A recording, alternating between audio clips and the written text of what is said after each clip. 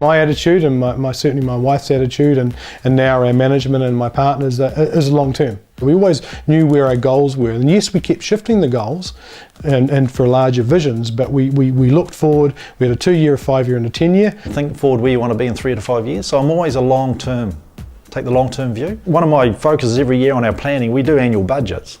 But for me, that's just a chance to review our 3 and 5 year strategy. So always looking 3 to 5 years out. Too many businesses sit back and they paralyse themselves with the worry of what might happen.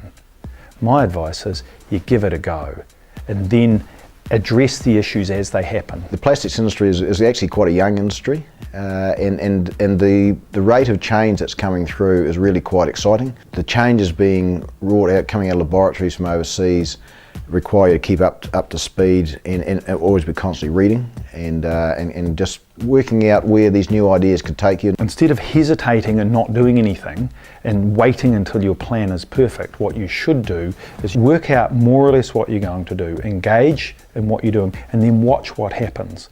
And then in doing that, as you see, you change your tactics.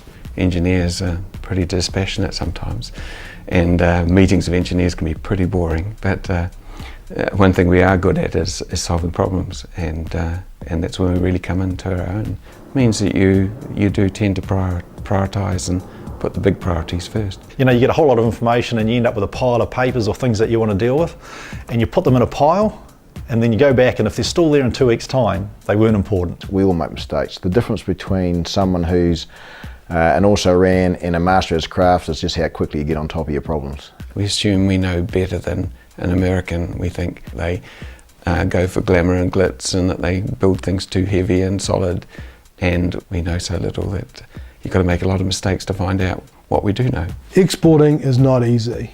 It is not easy, it's hard. I hear a lot of people saying you can't afford to manufacture in New Zealand, and it's very easy to prove them right. But if we accept that, then we're in trouble. We have to have a few stubborn people that say, no, that's not the case. I would challenge any business to sort themselves out locally before they go offshore. And people that want to start a business and just export only, don't.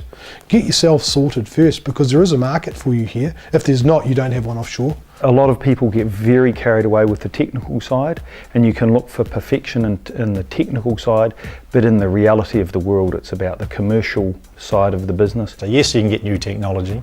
Yes, we can do these fancy things. We can build these great gadgets and gizmos, but is it what the customer wants? Is it going to make the boat go faster? A lot of colleagues I've watched over the years have been far too focused on the technical without a commercial realism about what can or can't be done.